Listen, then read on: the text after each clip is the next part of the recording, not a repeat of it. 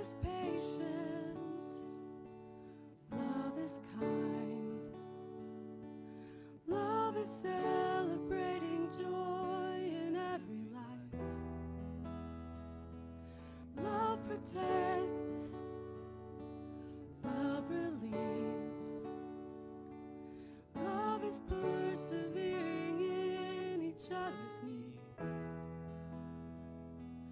On and on, on and on, we are living in your love. On and on, on and on, love is written in our blood. Holy love,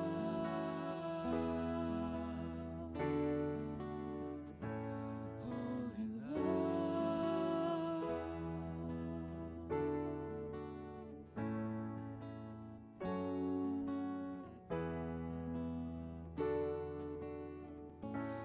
Love admits when it's wrong. It finds compassion for the weight of what we've done. Love forgives when it's time, giving strength to say the words we cannot find. On and on, on and on, we are living in your love.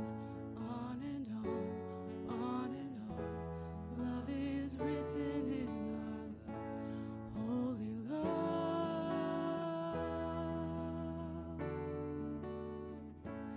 holy love.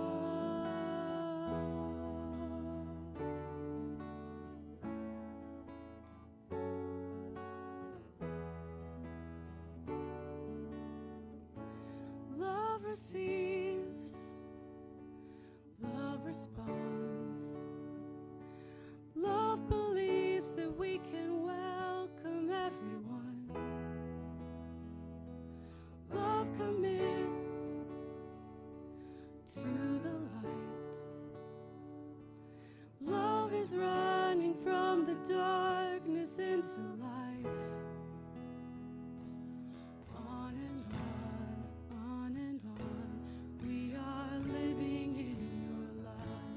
On and on, love is written in our blood. Holy love,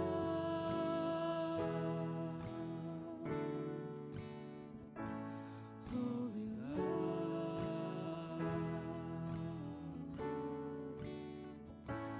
holy love,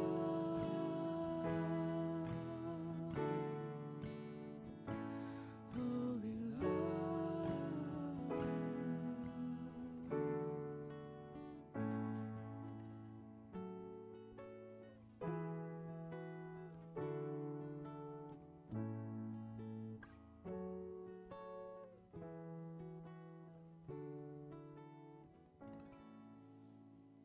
God, as we sing this last song together, I ask that you just open our hearts to receiving your love in areas that it's hard to convince our minds and our hearts that you accept us and that you are here for us. In Jesus' name, amen.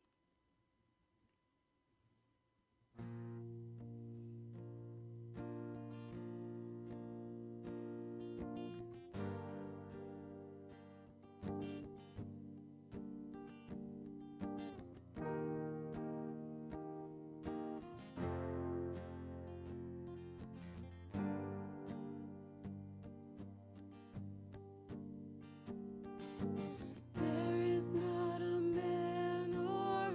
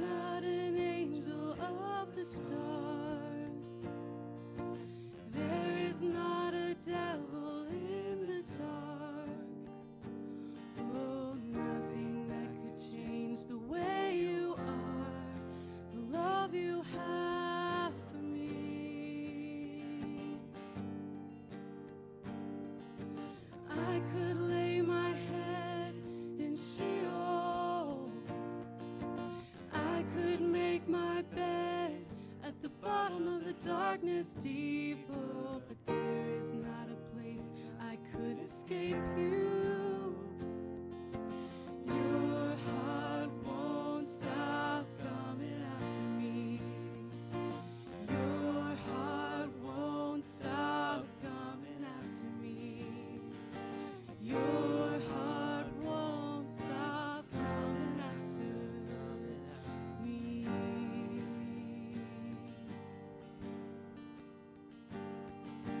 Your heart won't stop coming after me. Your heart won't stop coming after me. Your heart won't stop coming after me.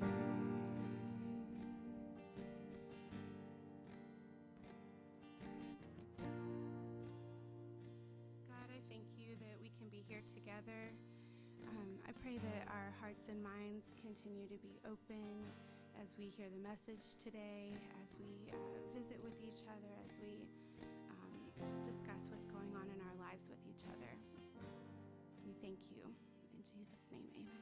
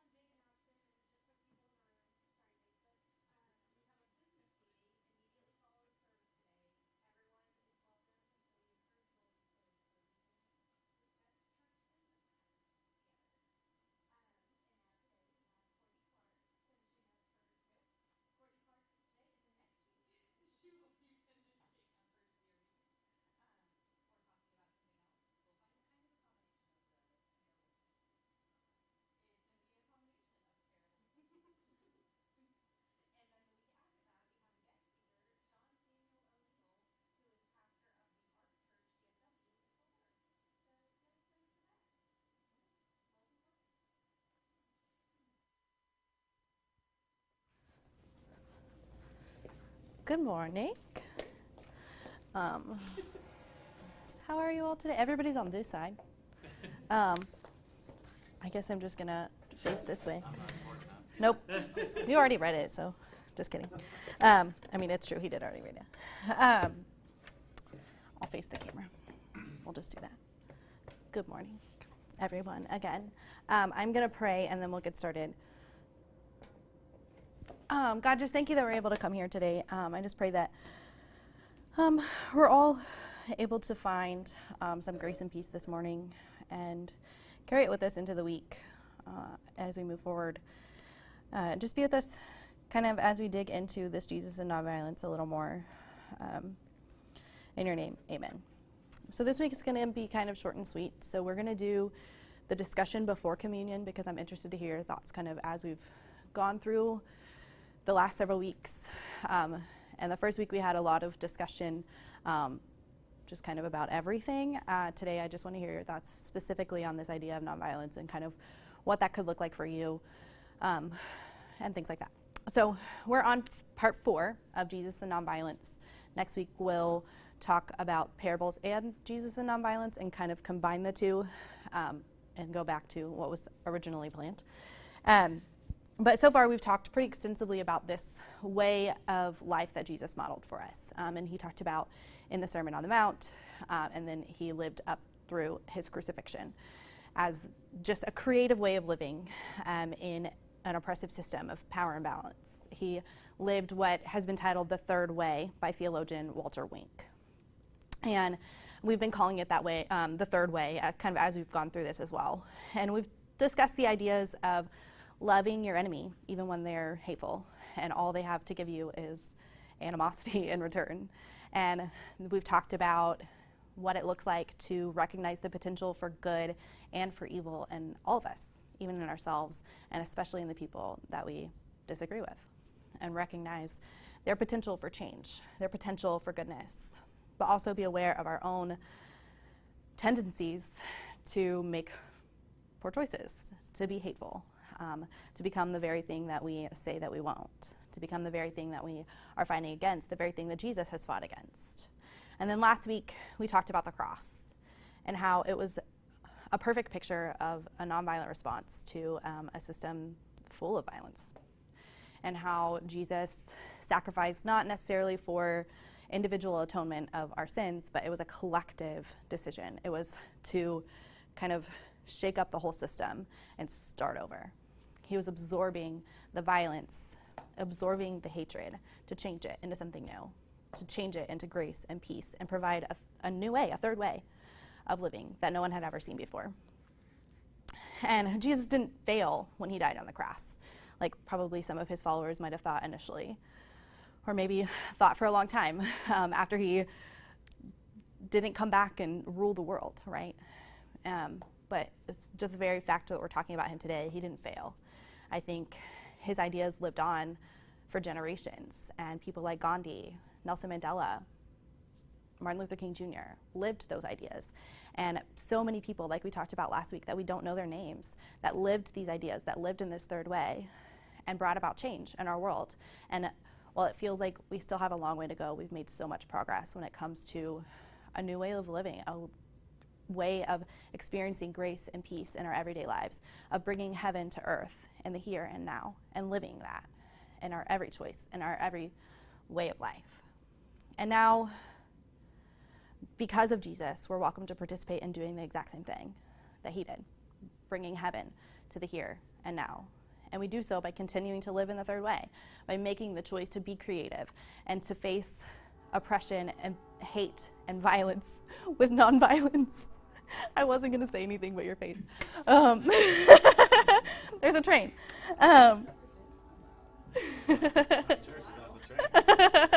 It did catch me off guard.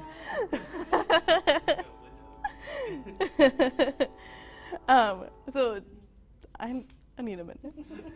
Hold on. And Jesus' way of nonviolence, living in this way, was really a test to resist oppressive laws in a system that was something Jesus and his followers would have been really familiar with. They were living as citizens in a Roman-occupied territory, and they were faced with violence and hatred every single day just because they could. And so this is something that Jesus was very familiar with. And as we know, violent revolutions only incite more violence. And I'm sure that there are probably stories that we don't know of people in Roman-occupied territories that tried to fight back with violence. And we don't know them because it didn't end well. And we know the stories of Jesus because he made a ripple in the system. And he made people question, and he brought about change. When overthrowing systems of power with violence, you're kind of setting this precedent that anyone who disagrees with you, once you have overtaken power and you're now the system of authority, anyone that disagrees with you can do the same thing that you did and overthrow your system with violence. Even if you're overthrowing the system with violence to establish a way of peace, you're always going to live in fear of someone doing the same thing that you did. That's violence incites more violence. It can't be the answer. It can't be the only way. Because there's always going to be someone who disagrees. There's always going to be someone who thinks that your way of peace, your way of grace, is not their way of peace, is not their way of grace. That's why it's so important for us to recognize the humanity of one another, to recognize the goodness in everyone, and the choices of everyone. The whole point of the third way is to do no harm, even when we disagree, and to find a way to live in community together with people we disagree with, people who look different from us, people who live different from us, people who make choices that we wouldn't make. The third way invites us to usher in this new way of living by bringing it into reality one piece at a time. By living it now, when it's hard, when you don't want to, when you're faced with hatred and oppression, sometimes from every direction, at home, at school, at work, at church. It's really hard to make the choice to offer and extend grace and peace, especially to the people who are so hateful. But living it now when it's hard is how we're going to bring about change. Martin Luther King Jr. talked about this idea of living in a respect for law. And even though we're going to live in a way where we're trying to overthrow unjust laws and unjust systems, there has to still maintain a respect for law. And he talks about this as saying that blacks couldn't participate in the American dream if they destroyed the whole thing that they were aching to be a part of in the first place, claiming that the desire here is absolutely, yes, for a world free of injustice, but also a world where people have a general respect for law, and they do things like stop at red lights, and robbers are apprehended when they cause harm. Lawlessness isn't something that's just like running rampant, right? We don't want a society of chaos. We want a society of grace and peace. And with that, there still has to be some sort of system in place, right? We can't just like free for all, you do your way, I'll do mine. Martin Luther King and Gandhi willingly paid the price for the laws that they broke. They were arrested each several times. I mean, Martin Luther King was assassinated, right? Even when those laws were unjust, the laws that they were fighting. No proponent of Jesus' third way would seek to just get off scot-free for breaking a law, even an unjust one. That would encourage the masses toward more lawlessness, right? Because if one can decide that a law is unjust and therefore not worth being followed, others can make that same decision. And where do we draw the line? This is unjust, so I'm not going to do this. It's unjust that you're telling me I can't kill people, so I'm just going to kill them and suffer no consequences because I made the choice that it was unjust. I don't think that's a society that any of us want to live in. But civil disobedience has to be engaged with a deep respect for the idea of law. The idea of law as I think that it was intended to be, not necessarily the way that it is right now. And growing up, I was taught that laws are kind of in a way sacred, and it was this kind of instilled nationalism that we didn't call it that way, of like, if you're following the laws, you're not sinning. And it doesn't matter, like, if the laws go against God, you have to follow the law at all costs, no matter what. And they used Paul's words in Romans 13 to insist this kind of blind obedience and nationalism that never really seemed to quite make a whole lot of sense to me. And I'm not really entirely sure that that's exactly what's going on in this passage. So let's take a look. You can find Romans 13, 1 through 7 in your bulletin. We're going to read it and then kind of talk about it a little bit. So it says, "Let everyone be subject to the governing authorities, for there is no authority except that which God has established. The authorities that exist have been established by God.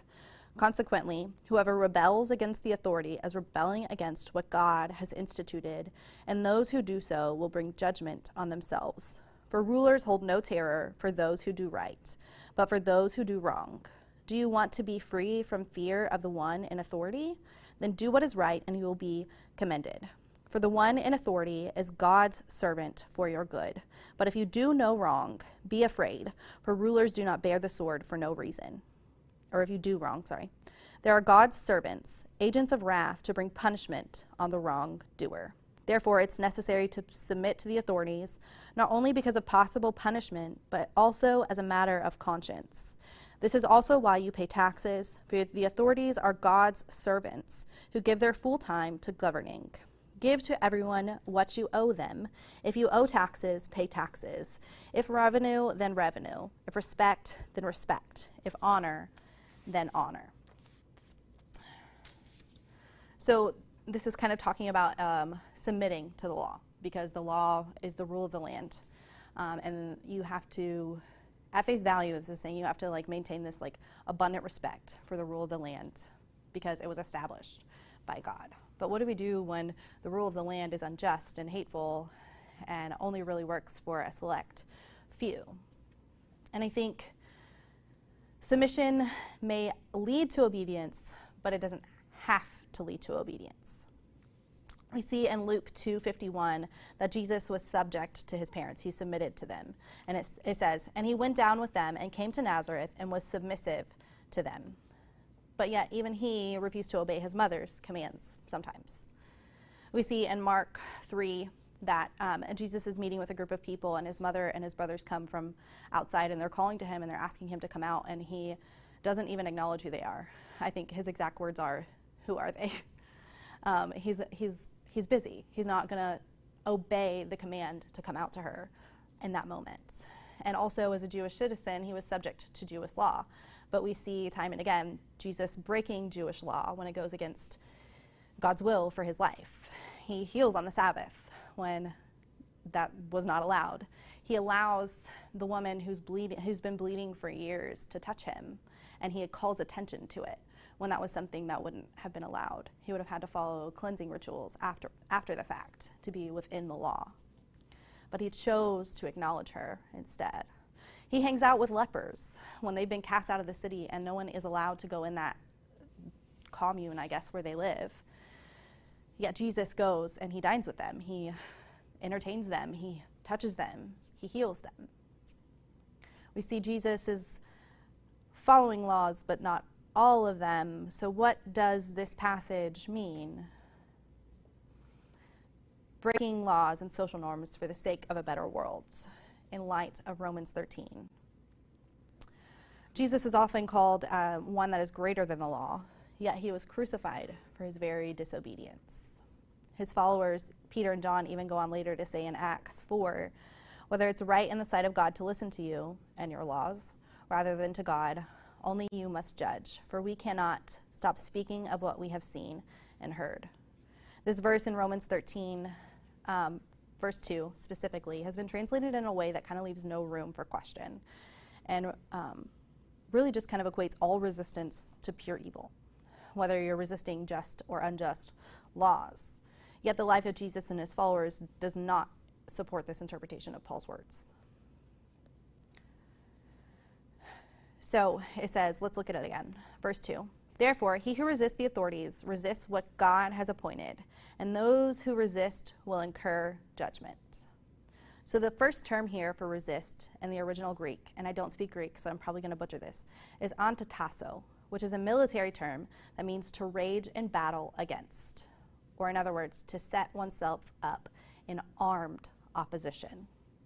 The second and third use of the word as resist in the original Greek are translated from the word it looks like antihistamine. Anathistamine. I don't speak Greek, so anybody that speaks Greek, feel free to say that correctly. Which is often used when we're, in other passages when they're talking about violent resistance or armed insurrection specifically. So yes, these words can be translated to resist, but it's more like a violent resistance. It's not just a blanket resist.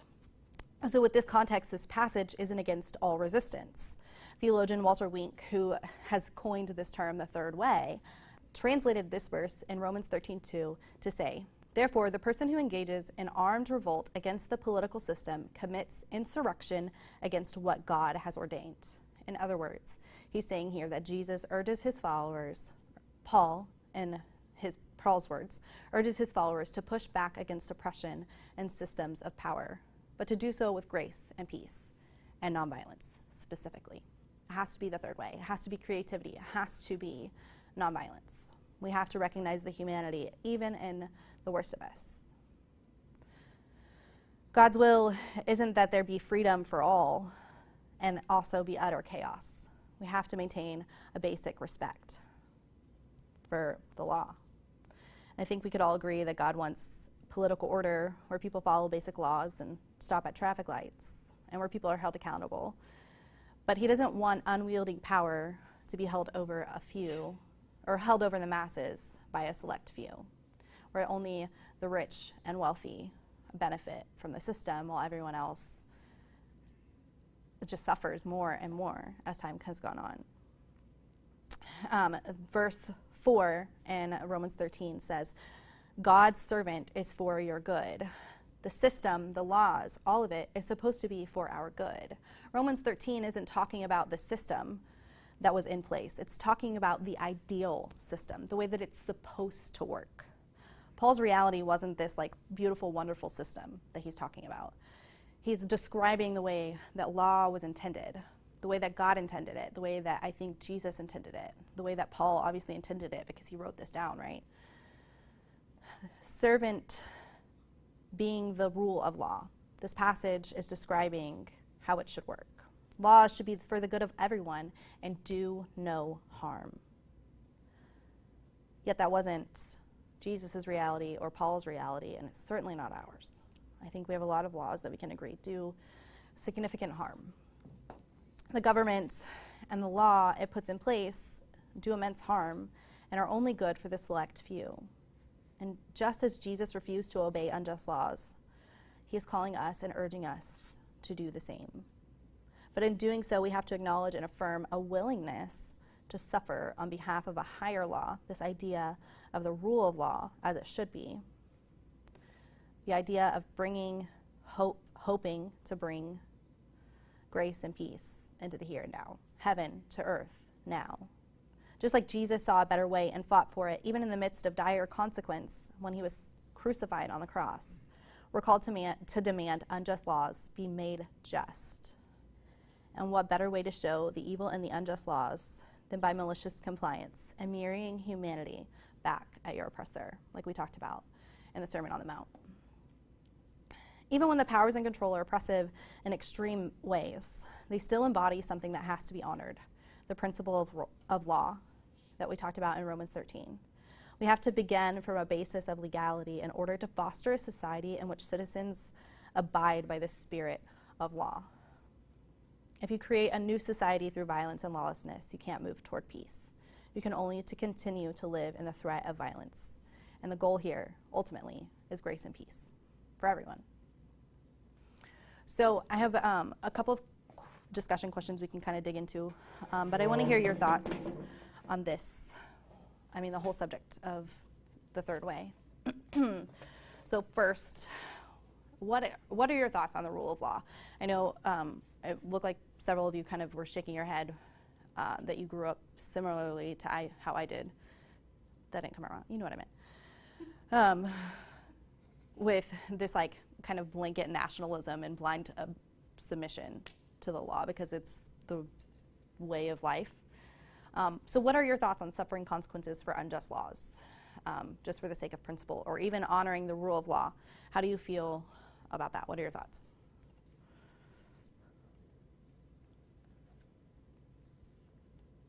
I was just talking with Emily this week about, I had a discussion with my kids about, police and the government, and it kind of went somewhere I wasn't expecting it to go, but they were just like, well,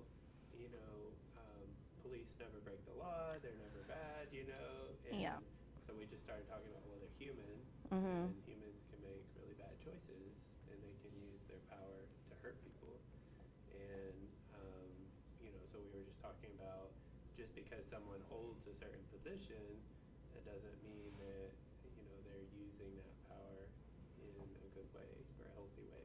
And so, and like you said, I think I always grew up, with my parents kind of acting like and kind of saying, you can always trust these people, or this is, we're Christians and so we submit to authority, and like you said, kind of almost like a sacred authority that they're given. But then there was this kind of dissonance when, I remember seeing this stuff about Rodney King as a kid, that was early, like, police brutality, and then also, when, ironically, when we had, like, Democrats in office, like, I remember when Bill Clinton won, my parents acted like the world was in. We're going to submit to authority, but not that one. Yeah, exactly. So I was always kind of confused, like, what does this actually mean, growing up? But I think, this idea that, Paul was absolutely talking about an ideal, and there's a lot of that in the New Testament, Yeah, this is an ideal situation that maybe never could exist again. Or never existed at all, Never existed, but I think Jesus shows us over and over again that it comes down to, like, compassion. Yeah. Like, what's the kindest, most compassionate thing you can do in this situation? And sometimes that might not follow what, the unjust laws are saying. And so, I guess I'm talking about a lot of different things, but all of that was coming up for me when you were talking about this. Yeah, I mean, those are similar to the things that I was thinking of when I was writing it. And it reminded me of what you were saying was Chris I don't know, probably a month ago or more now, when she was here, said that she always chooses to err on the side of love. And if she's wrong, then she chose to love, and she doesn't think that God can fault her for that. And I think that when we're choosing to err on the side of love, even when it comes to following or not following laws, I don't think that we can be faulted for that. Yeah, that's something we had to teach Shiloh, because she's such a rule follower. You know, with school, there were some things that happened that she didn't know. She could break a rule to get up and talk to the teacher if somebody was like throwing things at her. You know, this was like in first grade or kindergarten or something. And so we talked about, well, if someone's hurting you, then you can break a rule. Yeah. Like, you have to protect yourself. Yeah. So I think it comes. Emily has been doing a lot on like levels of morality, you know, and it comes to like sometimes, you know, what is most moral, like the highest moral truth is going to go against maybe a law. You know? Just a few. Yeah. I think, you know, the scripture you put in here, just at surface level for me, is very triggering because of how it's been manipulated, you know, in personal ways in my life. But,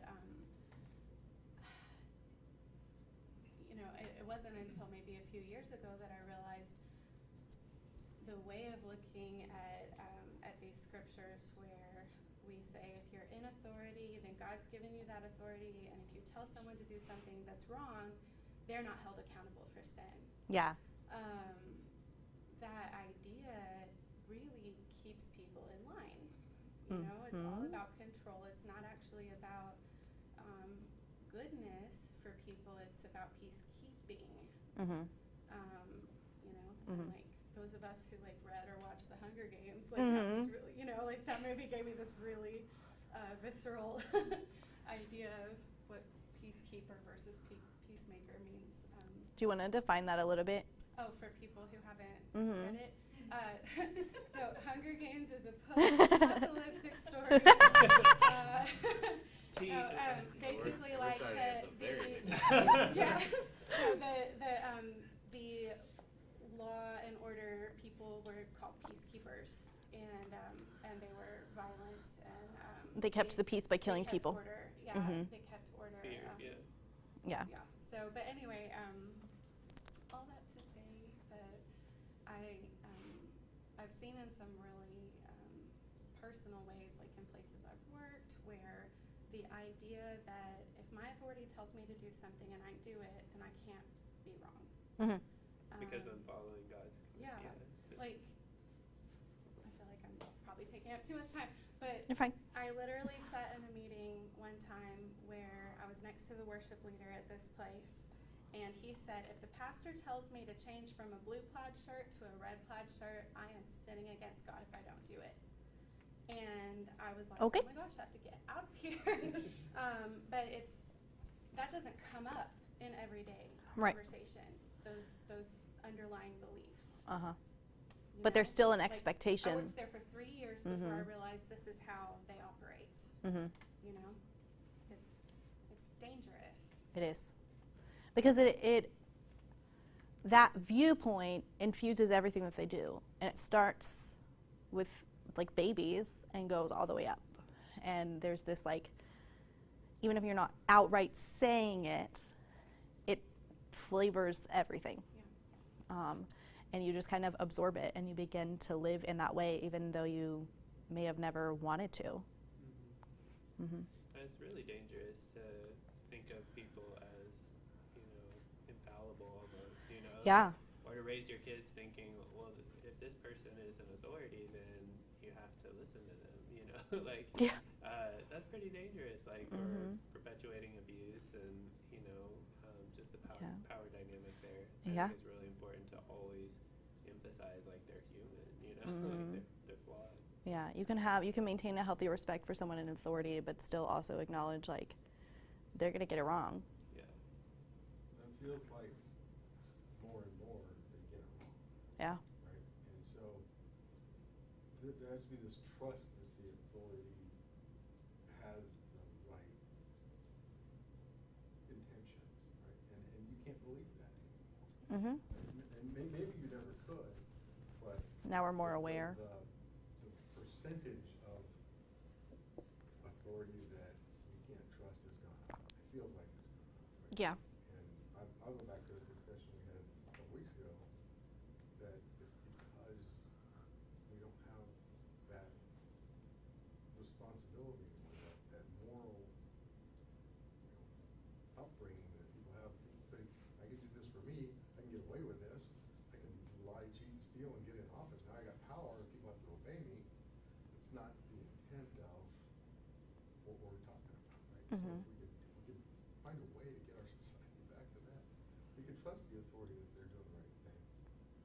Knowing what we know now about all the sins of society in the past and bringing us forward, not do those things that we know aren't right to do. Mhm. Other people. And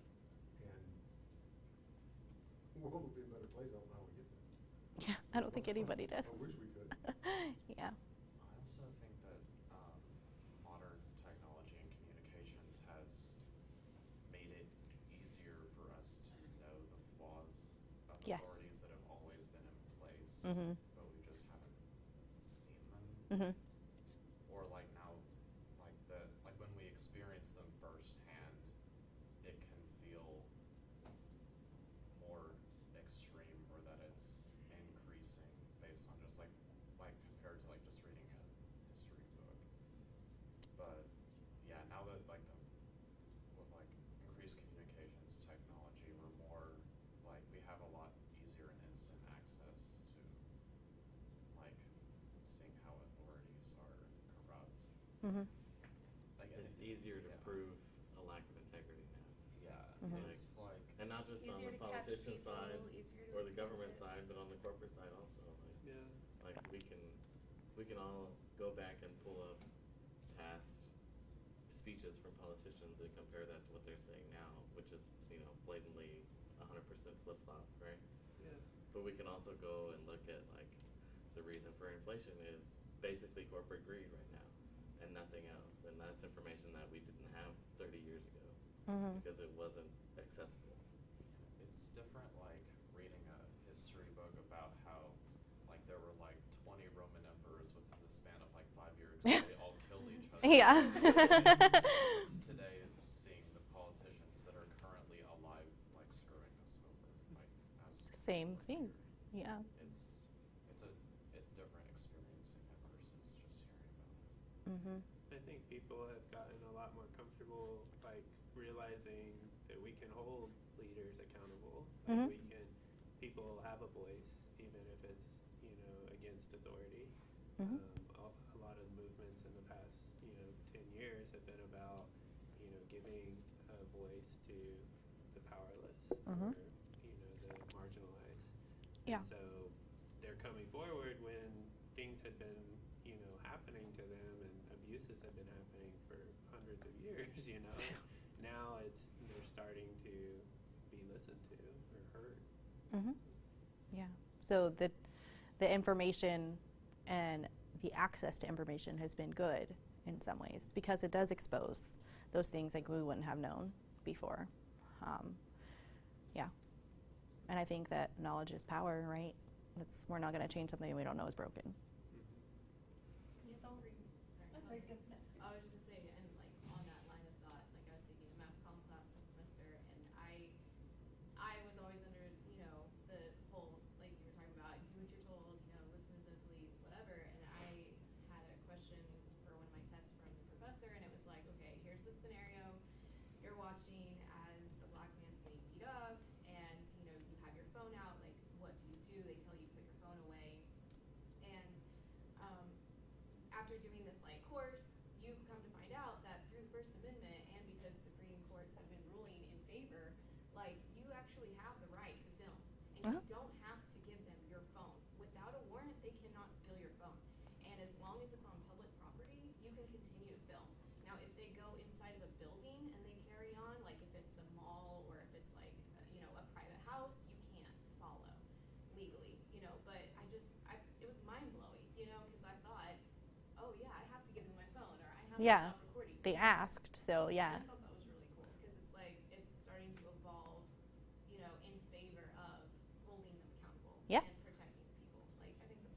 I think so, yeah. Yeah.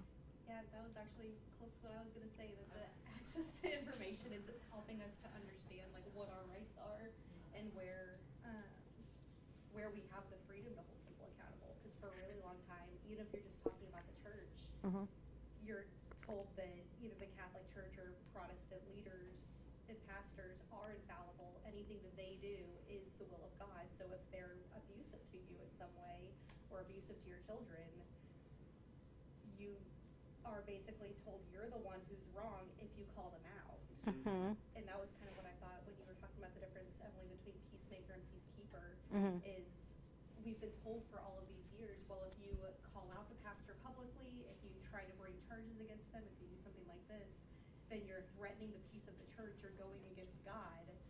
You're the one who's sowing disunity, you're the one who's questioning Hurting our our authority. witness. Yes. Yes. Yeah, you're not hurting the church, you're hurting God, and people are going to stop following God because you were honest. You would be the reason that people go to hell.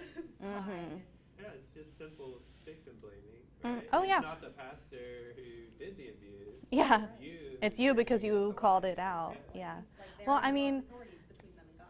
and we have like the whole SBC thing that just has been on everybody's radar for the last couple of weeks. And now there's other denominations. That Other denominations are doing the same thing. Like, it's as big as probably the Catholic Church scandal from 7 years ago. And it's all of these denominations have, you know, lists of people that have caused abuse that have just been bounced from church to church, and it's been swept under the rug.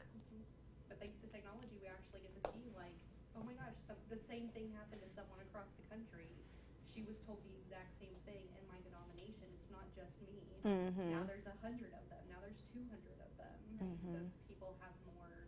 Victims can find each other and Yes. get, We're Yeah. starting to be able to see, like, your own power in the situation. Yeah, absolutely. I mean, Brent and I were both fired from our job at our last church because we Ask questions. we asked questions. I asked to preach and was exactly told that I was a heresy,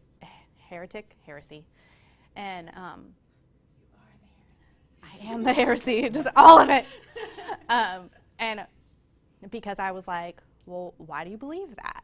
How did you come to that conclusion? What about this? They were like, you either need to shut up or you're fired. And I said, okay, bye guys, see you later. And then he lost his job too because he's associated with me. And then I was told that I couldn't tell anybody what happened. And I had to sign an NDA saying that I wouldn't tell anybody why I left. And that I left on I quit. I left on my own accord. And then they did a like going away ceremony, and I had to go up on stage and was not given a microphone just to keep everyone safe. And someone else read my speech for me that they wrote. I didn't write. They said that I wrote it. And said that, you know, I was moving on to bigger and better things, and I got another job and was going away. And we, anybody that was associated with us, any of our friends, were told that if they were to continue to stay in contact with us, they would lose their jobs too.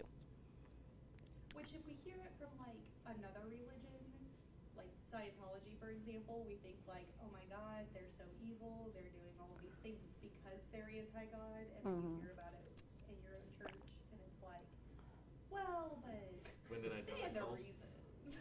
Yeah.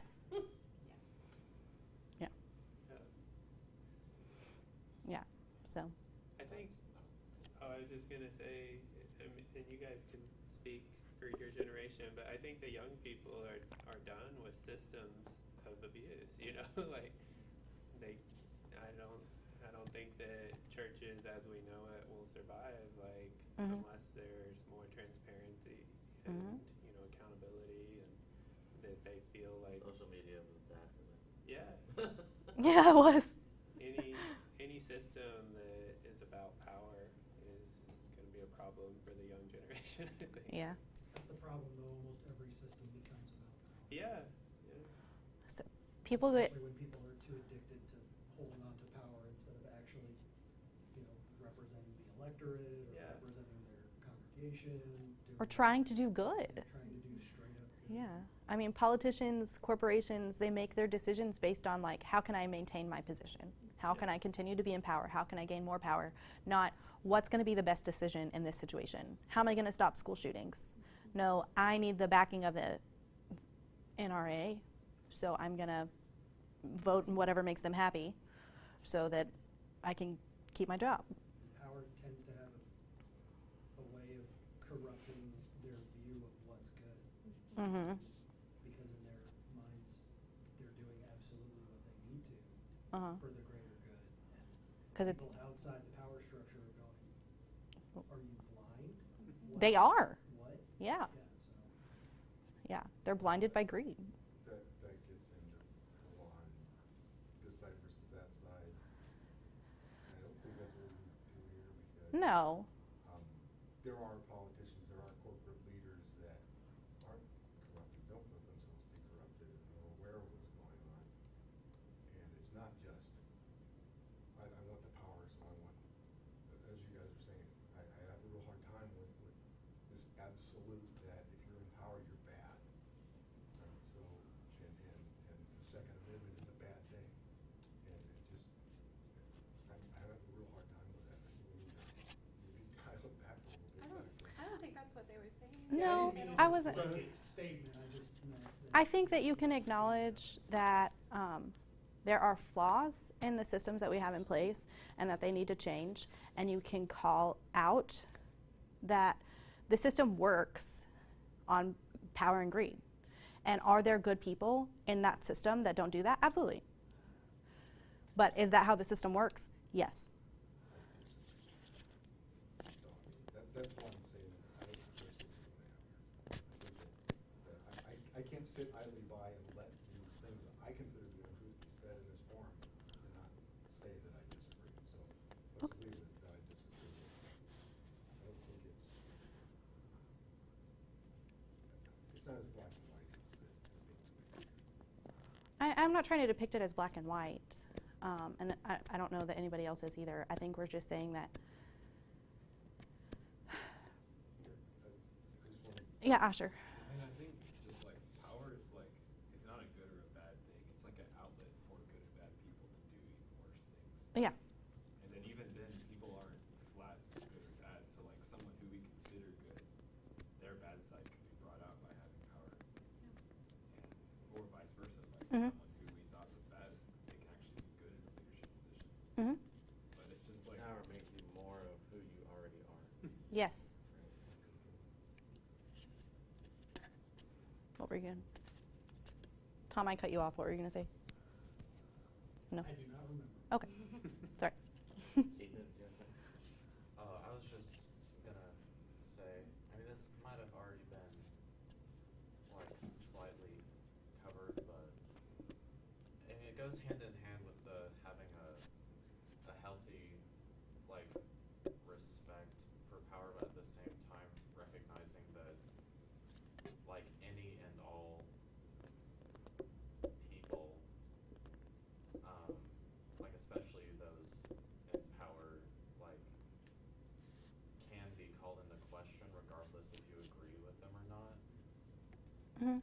Like, sure, like let's say there's a president that like you mostly agree with like their beliefs, but it's also good like to not be like swept up and say like you know, like everything they do is good. It can be good to just like kind of take a step back.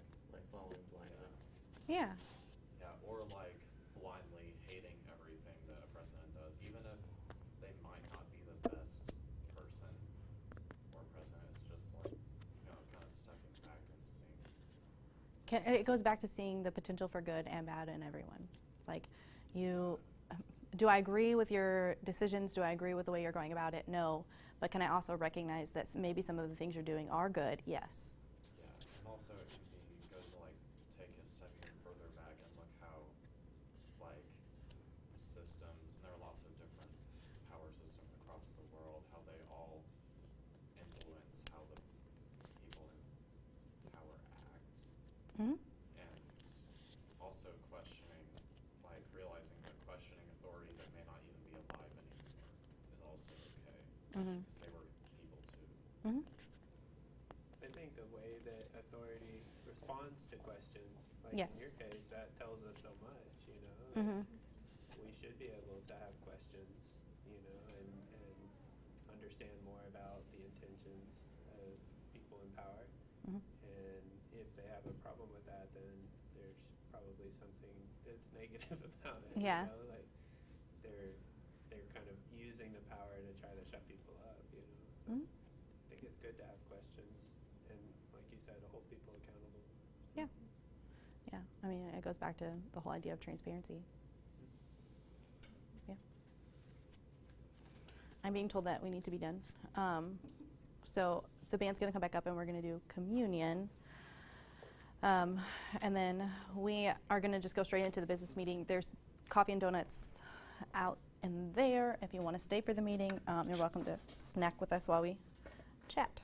But just a reminder, we have an open table, so everyone's welcome to participate in communion. And what we celebrate when we celebrate or practice Eucharist is the idea that Jesus came to bring us a better way of life. And he broke his body and he poured out his blood so that we could live in the third way, so that we could live in grace and peace and participate in creating that way of life for everyone, not just for ourselves. So we have gluten-free and grape juice and wine and regular bread. You're welcome to join us.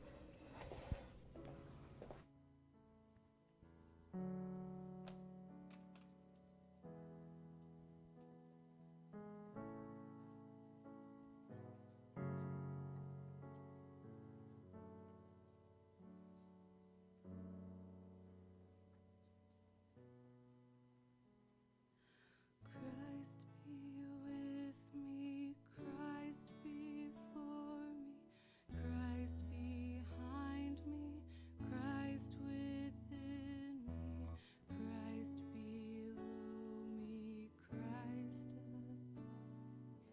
Christ be with me. At my right hand, at my left hand, as I lie down, as I rise up, as I stumble, as I fall down, Christ as I stand. Christ in the heart of everyone who thinks of me. Christ in the mouth of everyone who speaks of me. Christ in every eye that sees me, Christ in every ear that hears me. Amen.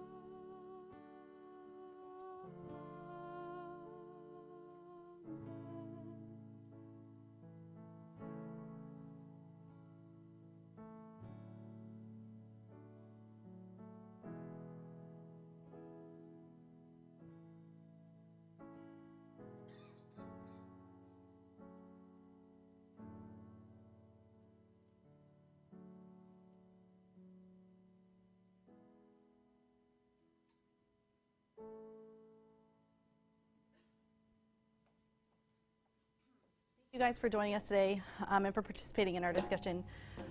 Grace and peace be with you.